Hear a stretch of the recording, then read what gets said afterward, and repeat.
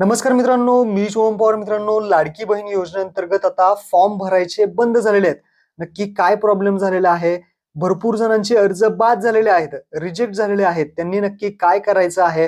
भरपूर जणांना भरपूर असे काही प्रॉब्लेम आहेत. या व्हिडिओमध्ये आपण थोडक्यात जाणून घेणार आहे आपण पुढे नक्की आता काय करायचं आहे. तर चॅनलवरती पहिल्यांदा आला असा चॅनलला सबस्क्राईब करून ठेवा. अशाच महत्त्वपूर्ण व्हिडिओज तुम्हाला भेटत राहतात. तर चला मित्रांनो, व्हिडिओ सुरू करूयात.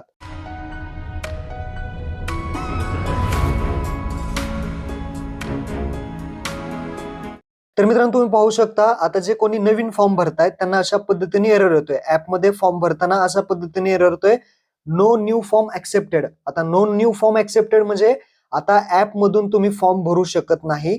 नवीन फॉर्म भरायचा असेल तर तुम्हाला ऍप मधून भरता येणार नाही असं सांगण्यात आलेलं आहे. ऍप मधून फॉर्म बंद करण्यात आलेले आहेत.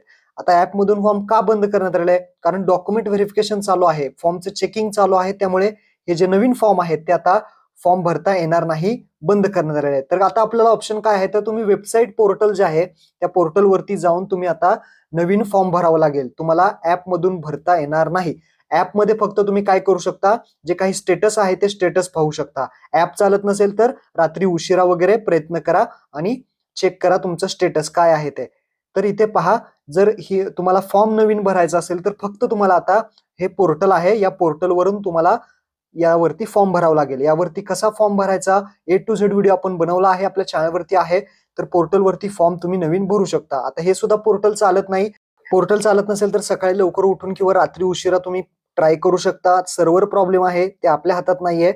तर तुम्ही प्रयत्न करून नवीन फॉर्म भरू शकता. आता काही जण म्हणतायत आमचा फॉर्म अशा पद्धतीने अप्रूव्ड झालेला आहे, तर आम्ही काय करायचं?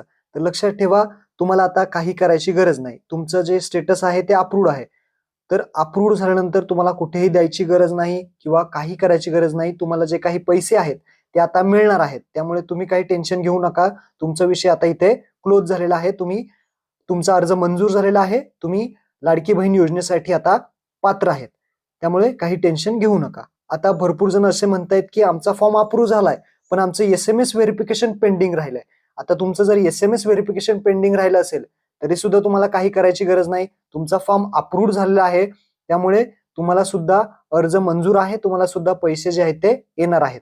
त्यामुळे SMS व्हेरिफिकेशन जरी हे पेंडिंग असेल तरी तुम्हाला टेन्शन घ्यायची गरज नाही. तुमचा फॉर्म अप्रूव्ड झालाय. तुम्हाला सुद्धा काही करायची गरज नाही. आता काही जणांना जर असं येत असेल इन पेंडिंग टू सबमिट. आता इन पेंडिंग टू सबमिट याचा अर्थ काय होतो? तुम्ही फॉर्म भरलेला आहे, फॉर्म आता तो चेकिंगला घेतलेला नाही, म्हणजे अधिकाऱ्यांनी अजून चेक केला नाही. तुम्ही थोडे दिवस थांबा, तुमचा सुद्धा फॉर्म जो आहे तो चेकिंगला घेतला जाईल आणि त्यानंतर तुमचं जे काही स्टेटस आहे ते स्टेटस सुद्धा चेंज होईल. तर आत्ताच तुम्ही घाई करू नका. आता फॉर्मचे जे स्टेटस आहे ते चेंज होत आहे आणि काही सर्व फॉर्म जे आहेत ते चेकिंग चालू आहे. त्यामुळे पेंडिंग म्हणजे तुम्हाला सुद्धा फॉर्म पुन्हा भरायची गरज नाही. तर काही दिवस थांबा, तुमचा सुद्धा फॉर्म जो आहे तो चेक होईल, रिव्ह्यू होईल आणि अप्रूव्ह सुद्धा केला जाईल. आता काही जणांना रिव्ह्यू दाखवते अशा पद्धतीने, इन रिव्ह्यू. इन रिव्ह्यू याचा अर्थ काय होतो? तुमचा फॉर्म अधिकाऱ्यांनी चेकिंगला घेतलेला आहे. तुम्ही जी माहिती भरलेली आहे ती चेक करणार आहेत. तुमची जे डॉक्युमेंट्स अपलोड केले ते चेक केले जातील आणि तुमची जर सर्व माहिती बरोबर असेल तर तुमचा जो फॉर्म आहे तो अप्रूव्ह केला जाईल. जर फॉर्म मध्ये काही चुकलं तर तो फॉर्म तुमचा रिजेक्ट केला जाईल. लक्षात ठेवा. तर रिव्ह्यू असेल तर थोडे दिवस थांबा, तो सुद्धा फॉर्म तुमचा अप्रूव्ड होईल आणि काही चुकलं तर रिजेक्ट होईल. आता काही जणांचा रिजेक्ट झालाय, कशा पद्धतीने? तर पहा, दिस सर्वे रिजेक्टेड आणि त्याचं कारण सुद्धा देतात का रिजेक्ट झालेला आहे. डिसअप्रूव्ह असं सुद्धा दाखवतं. तर लक्षात ठेवा. आता इथे काय करायचंय, जर तुम्हाला एडिटचा ऑप्शन आला नाही तर तुम्ही काहीच करू शकत नाही. काहीच करू शकत नाही. यावरती अजून काही सोल्युशन नाही. यावरती काही पर्याय आला तर मी आपल्या चॅनलवरती व्हिडिओ बनवण्यात येणार आहे. तर तुम्हाला एडिटचा ऑप्शन आला तर एडिट करा. एडिटचा ऑप्शन जर नाही आला तर तुम्ही काही करू शकत नाही. सध्या तुम्ही नवीन सुद्धा फॉर्म भरू शकत नाही.